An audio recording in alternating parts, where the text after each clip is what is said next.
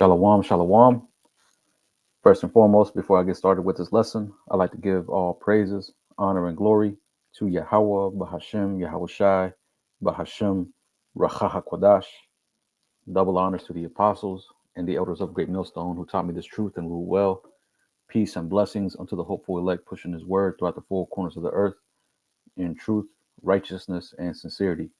To you I say Shalom. This is your brother Yeshaya coming at you again through the spirit and power of Yahweh Bahashem, Yahweh Shai.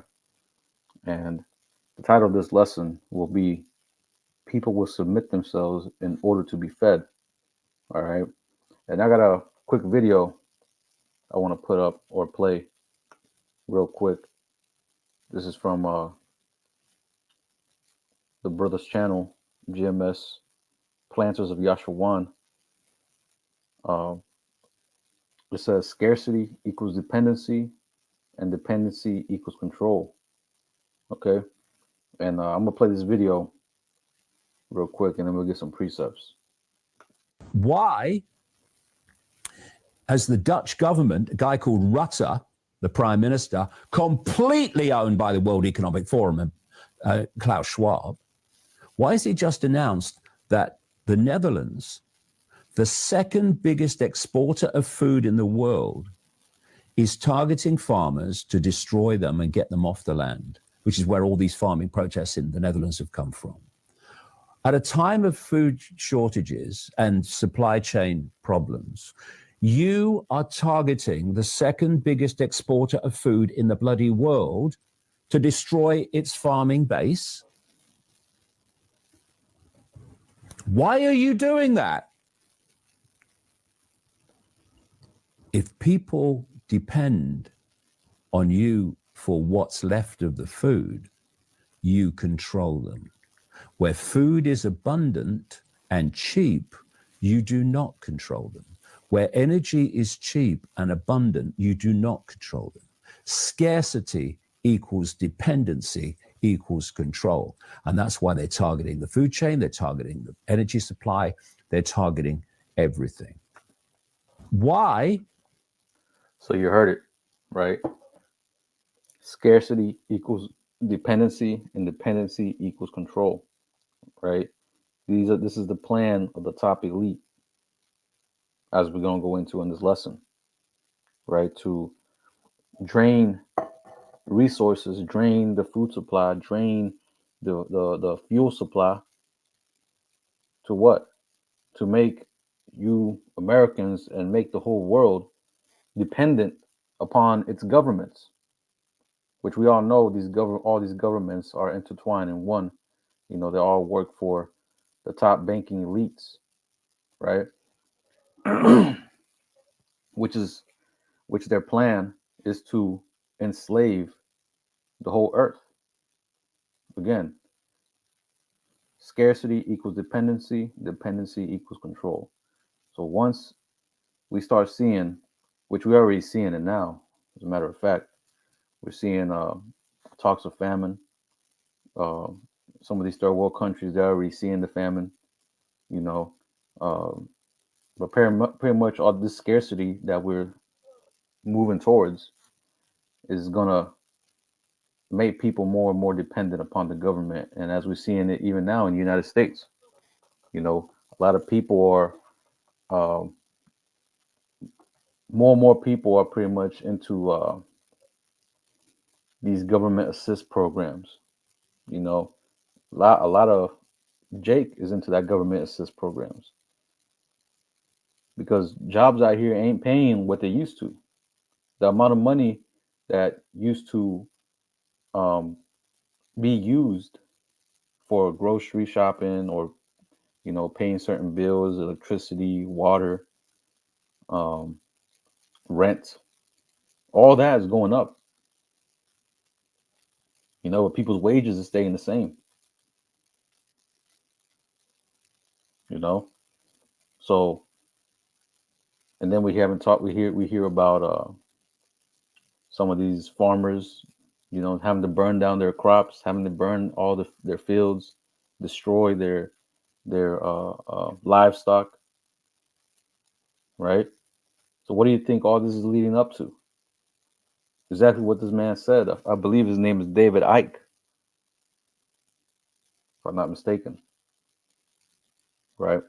But again, we're seeing the steps being taken by the top elite to institute this NWO and force the planet into submission, right?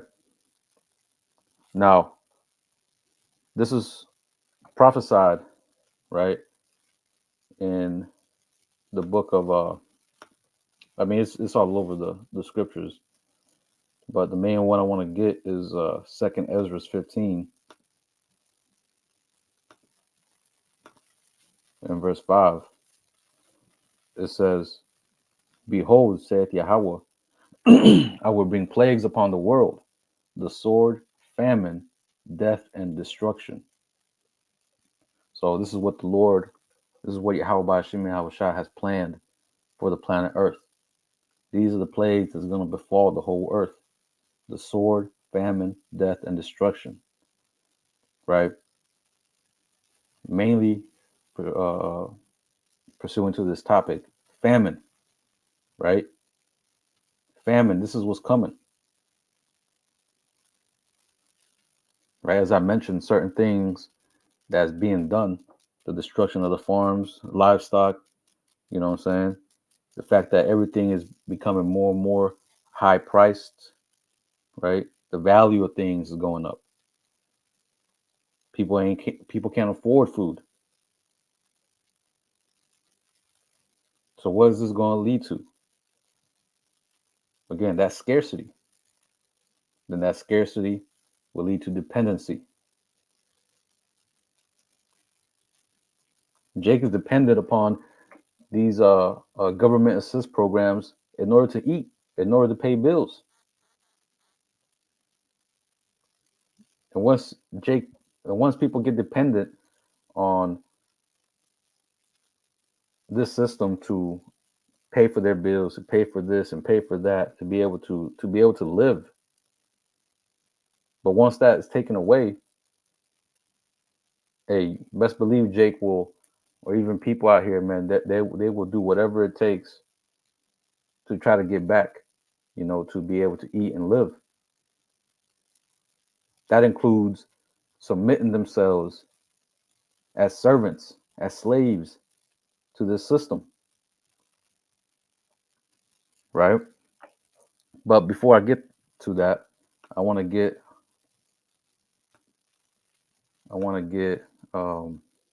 Matthew, because our Lord Yahweh Shai, he even mentioned this. Matthew 24 and verse 7. Just getting to the point. For nation shall rise against nation, and kingdom against kingdom, and there shall be famines and pestilences and earthquakes in diverse places. You see, these are the things that we're going to see in the last days. And we're seeing them, right? Famines, talks of famine, pestilences, earthquakes, kingdom against kingdom, nation shall rise against nation. We're seeing all this. Look in the news, Jake. All this is happening before your eyes. All this is happening around you, man. Earthquakes, you know? But we're living in these times. And things, it's not going to get better. It's going to get worse. Right? The scriptures talk about evils and only evils, man. That's what's coming up on earth. Evils and only evils. Things are not going to get better. Things are going to get worse. Jake has this notion in their mind that things is going to bounce back. Things is going to become better again. That they're going to be able to eat. They're going to be able to drink. They're going to be able to party and bullshit like they've been doing. But that time is coming to an end. That time of mirth, that time of living it up, all that is about to cease. Because what you're going to do, how's your mind going to react? How are you going to behave whenever you can't put food on the table? When you can't pay your bills? Your rent is overdue. You're about to get evicted, but you ain't got no job because of a recession. What you gonna do in that time, Jake?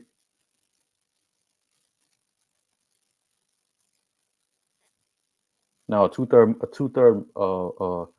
nigga will have that mindset of, well, I can go without. But nah, man, that time that we're coming into is called Jacob's trouble. The scriptures talk about it, right? Jacob's trouble. Let me get it real quick.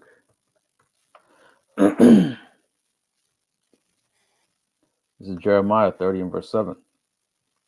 Alas, for that day is great, so that none is like it. It is even the time of Jacob's trouble, but he shall be saved out of it. Who's that he? Talking about the elect. But again, it's called Jacob's trouble, as we always say. It's called Jacob's trouble for a reason, man. 2/3 of y'all Jakes, y'all really, or at least Jake.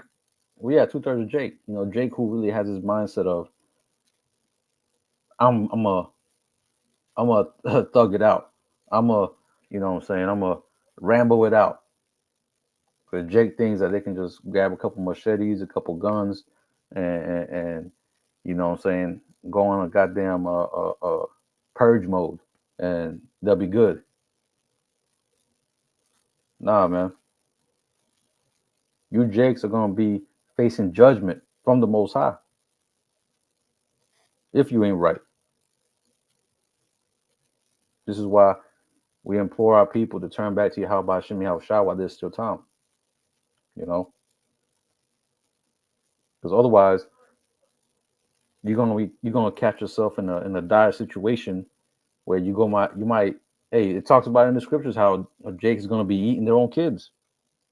Cannibalism is coming back. In that time when there's no food, there's no water, shit, that person next to you is gonna start looking tasty. You know, you're gonna start eating away.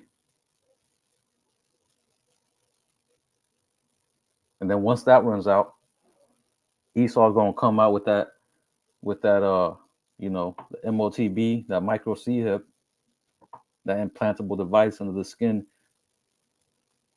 And what do you think people are gonna do? They're gonna jump right on it. That's if they don't got the spirit. That's if, you know, the Yahweh Hashem Yahushua ain't dealing with them. And if they ain't dealing with the Lord. Right? But going back to Matthew 24 and 7, verse 8, it says, all these are the beginning of sorrows. So this is going to be the beginning of the trouble, the beginning of hell. You know, Jake, you're already in hell, you know, but Jake has gotten so comfortable that the Most High has to, you know, turn it up a notch. And that day, Jake is really gonna realize that they done fucked up, man. The scriptures talk about it. Let me see.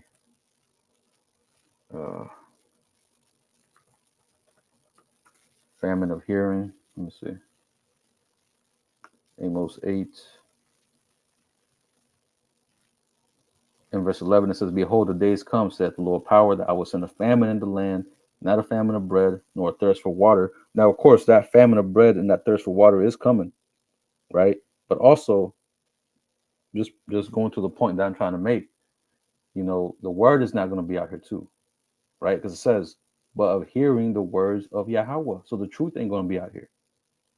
The doors of mercy is going to be closed, man. Just like the ark. When Noah got done building that ark, that first drop from the sky fell. You know what I'm saying? And them ark doors were closed. That was it. That was it. The same thing is going to be whenever the prophets, you know, the this word gets taken off the streets, gets taken off the internet, that's when all hell is going to really start ramping up. That's when all hell is going to break loose. All right. But it says, verse 12, and they shall wander from sea to sea, and from the north even to the east, they shall run to and fro and seek the word of Yahweh and shall not find it. Right. At that time, like I said, Jake is going to realize they fucked up, man, that they should have been taking heed to this message. They shouldn't have wasted their time. They're going to be in that woulda, coulda, shoulda spirit. Oh, I could have, if I only had enough time, if I should have done this, you know what I'm saying? All that, all those thoughts, all those questions, all those thoughts, all those, you know what I'm saying, regrets is going to be running through their minds.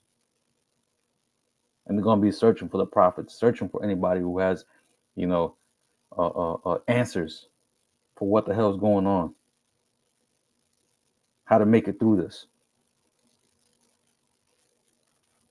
you know?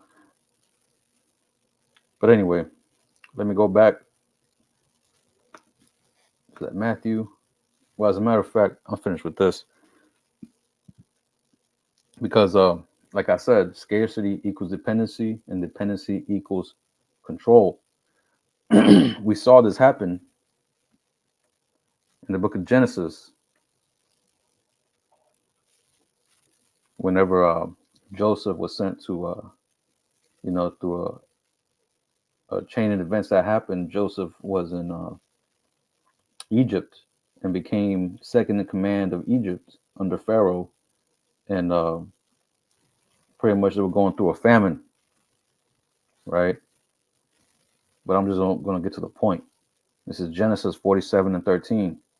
And there was no bread in all the land, for the famine was very sore, so that the land of Egypt and all the land of Canaan fainted by reason of the famine. And Joseph gathered up all the money that was found in the land of Egypt and in the land of Canaan for the corn which they bought. And Joseph brought the money into Pharaoh's house. And when money failed in the land of Egypt and in the land of Canaan, all the Egyptians came unto Joseph and said, give us bread, for why should we die in thy presence? For the money faileth. Exactly. That's what we're starting to see. The money in this new Egypt, spiritual Egypt, is failing. But verse 16, it says, and Joseph said, give your cattle, and I will give you for your cattle if money fail. So he's saying, give me what you got, and I'll give you some money. Give me your livestock, and I'll give you not money, but something to eat.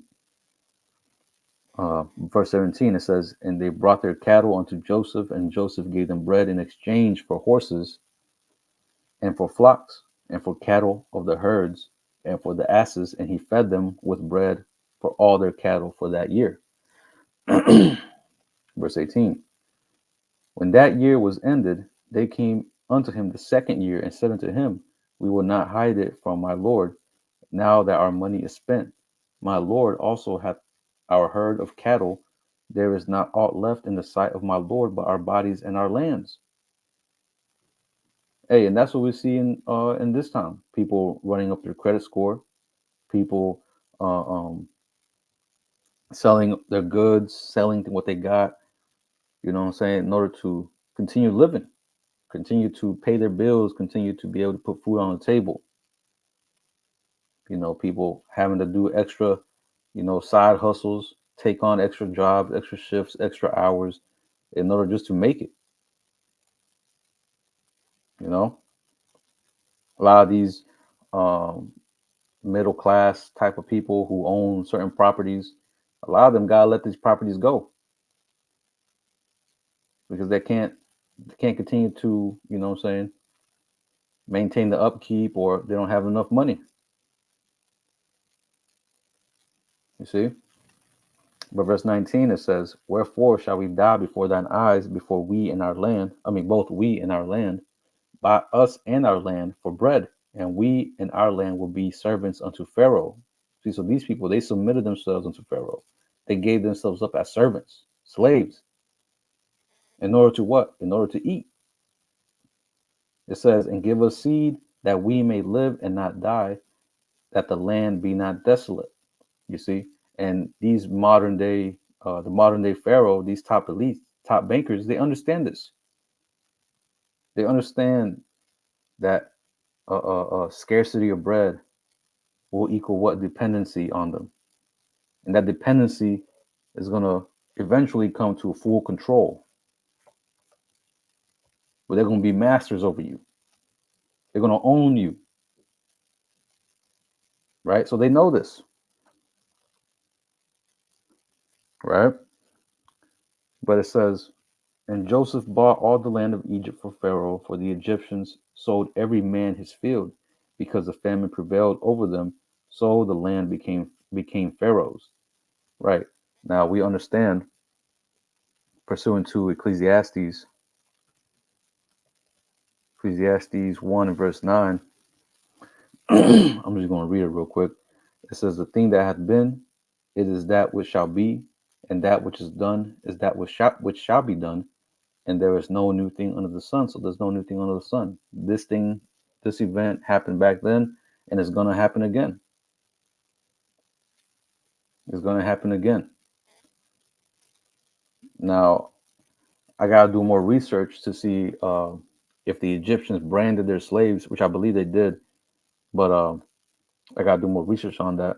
But I know in this modern time, you're going to be branded. You're going to have to take that MOTB in order to be able to be fed, in order to be able to eat, right? Let me get this. Now, we went over this so many times, but we still got to bring it out, man. Revelation 13, verse 16. You know, sometimes you got to go over and over and over things so that Jake gets it through their head, man. Jake got a thick skull, man. And hey, you got to beat it in their heads. But this is Revelation 13 and verse 16. It says, and he causeth all, both small and great, rich and poor, free and bond, to receive a mark, that charagma, right, in their right hand or in their foreheads. And that's going to be that MOTB. You're going to have to get that MOTB, that implantable device, either on your forehead or in your hand, right? Verse 17, and that no man might buy or sell save he that had the mark or the name or the beast or the number of his name. So this mark is going to be used to buy and sell. That's going to be the new way of making transactions. You see, you ain't going to be able to go to your grocery store and buy food unless you have that mark. You have these new stores popping up, the whole Amazon Go, if I'm not mistaken, Walgreens Go, if I'm not mistaken. I think that's what they're called. But pretty much you go into the store and you scan your hand to be able to get in there. And then you can just pick stuff off the counters or the shelves, and you can just walk out, and automatically you'll be charged for what you take out that store. But you won't have access into the store unless, well, at least nowadays you got to scan your hand. You can't get access to the store unless you scan your hand. But all this is leading up to what? This is just a prelude to the MOTB, to where that MOTB, or that implantable device, you know, that micro C-hip, is going to store information, is going to store your bank account information, is going to store your identity, your ID, your license, all this, you know, passport, all that information, medical information, all that. And with that information, you know what I'm saying, you're going to be able to enter into that store, scan your hand, enter into the store, get whatever you want, and you'll be charged. Right? Now, we know this is where things is going because you have talks of biometrics, you have talks of, you know, well, yeah, just pretty much biometrics, you know. That's just the beginning stages. But then they're going to start saying, oh, well, biometrics is not secure enough. We actually got to have this thing under your skin to make make it foolproof that no one can fake your identity, no one can pretend to be someone else that they ain't, or steal certain information.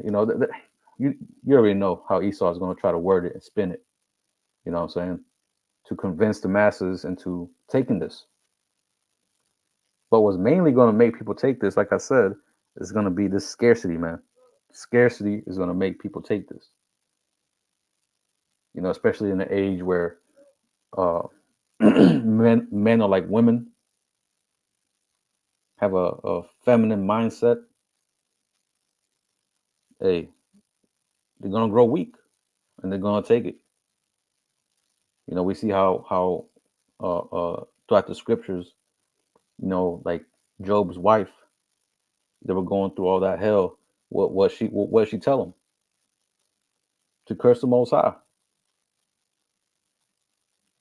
That type of mindset is going to be upon the whole world, to that weak ass mindset, that weak feminine mindset, to not put their faith or trust in Yahweh Shem Yahushai.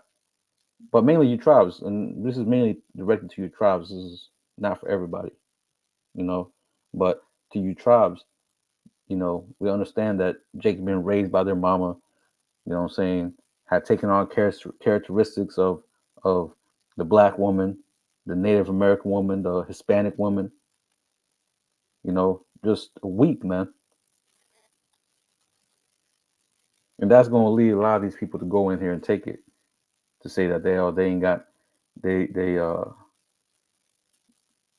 won't have the strength, mainly the faith. We understand that it's all about the elect at the end of the day. The elect are going to be the ones to be reserved in this time. We understand that pursuant to Isaiah, let me get this real quick. Isaiah 65 and verse 13, that dynamic that the elect are going to have with the Lord is going to be something else, man. Here it is, Isaiah 65, verse 13. It says, "Therefore thus saith the Lord power, behold, my servant shall eat, but ye shall be hungry." So in this time, Jacob's trouble, you know what I'm saying, the elect are going to be able to eat. The elect are going to be able to drink, as I'm going to continue reading. "Behold, my servant shall drink, but ye shall be thirsty. Behold, my servant shall rejoice, but ye shall be ashamed." You see?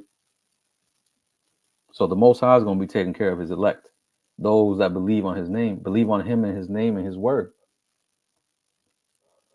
Those that made their bodies a living sacrifice, those that put off the ways of this world. You know what I mean? Those are the ones that the Most High is going to be dealing with. But to the rest of the world, to 2/3 who denied this word, who made fun of the prophets, who persecuted the prophets, because we know that's coming too, right? Just 2/3 period, and that 2/3 mindset, all that is going to be destroyed. Jake is going to be starving to death, thirsty as hell, and like it says right here in verse 14, it says, "Behold, my servant shall sing for joy of heart, but ye shall cry for sorrow of heart, and shall howl excuse me, for vexation of spirit." So that's the type of mindset Jake is going to be in. Terrible mindset. Damn, just straight through, man. Jake's going to be contemplating suicide. Jake's going to be contemplating whether they should eat their arm or their leg, or whether they should cook their children or cook their wife. You name it, man. All these things is coming. Now we understand that this MOTB, right, or this micro CHIP, is that new brand, is that digital all, the new way of branding. Now we've seen this in on pets, how they they can allow you to you take it your pet to the vet, or I think you can do it yourself nowadays, you know. But you can put a C hip in your pet to make sure where they're to know their location, know where they're at. You know what I'm saying? Even on livestock, they put the little tags on their ears to track them, be able to track them, be able to know where they're at. But that's just another way of branding. Is my point, right? But this is Exodus 21:5. It says, "And if the servant shall plainly say, I love my master and my wife and my children, I will not go out free. Then his master shall bring him unto the judges. He shall also bring him to the door or unto the door post, and his master shall bore his ear through with an awl, and he shall serve him forever." You see? So this is going to be that micro C hip is going to be that new form of branding. And when you go into Revelation, the 13th chapter, well, at least in the word for Mark, right? Let me get it. Right, it says charagma. It says a stamp, an imprinted mark. It says of the mark stamped on the foreheads of the right hand as the badge of the followers of the Antichrist. The mark branded upon horses, theme carved, sculpture, graven work of idolatrous images. Right, because this is an idol. This is going to be a form of salvation unto the people, unto those who take it. Right, where you're going to have to submit unto whatever Esau, you know, wants you to submit to. Pretty much this beat, which is primarily this beast system, the ways of this place. But when you go into the root word, the word there is karax,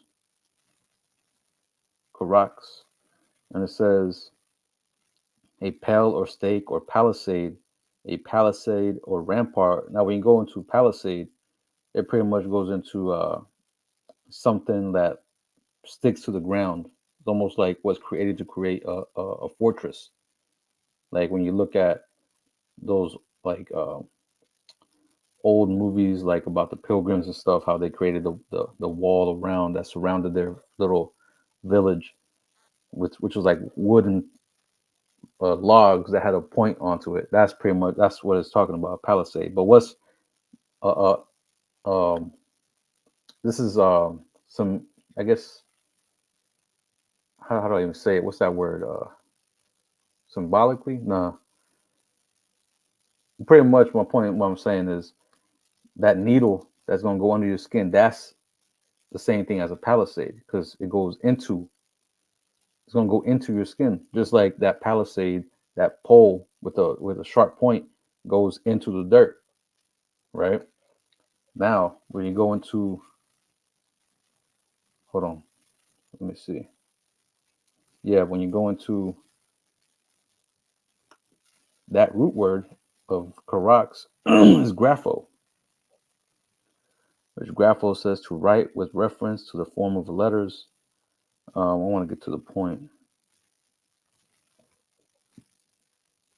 Right here, it says to commit to writing things not to be forgotten, write down, record, because what's going to be recorded inside that MOTB or that micro C hip? Your data, the information, right? Your bank accounts, your ID, your passports, your medical information, all that. You know what I'm saying? So this is what this is referring to, right? Now, let me see. When you go into charagma again, it says a scratch or etching stamp as a badge of servitude. You see, a badge of servitude, and that's what y'all gonna be wearing, your badge of servitude. If you take this mark, you essentially say Esau's your master, and you submit yourself unto him. Again, your badge of servitude, right? Let me go back. Yeah, let me see. Verse 17, it says, "And no man might buy or sell, save he that had the mark or the name of the beast or the number of his name." Plain and simple, man. You know what I'm saying? That's what's going to lead to full control, right? That's what's going to lead to that control. You submitting yourself under this man to be able to operate within the grid, to be able to operate in Esau society, right? So that was pretty much all I had. I pray this lesson was edifying. I'm going to go ahead and close it out by giving all praises, honor, and glory to Yahweh, Bahashim, Yahweh Shai, Bahashim, Rachaha Kodash. Double honors to the apostles and the elders of Great Millstone who taught me this truth and rule well. Peace and blessings to the hopeful elect pushing his word throughout the four corners of the earth in truth, righteousness, and sincerity. Until the next time, I'm going to say, Shalom, Kwam Yasha'Allah.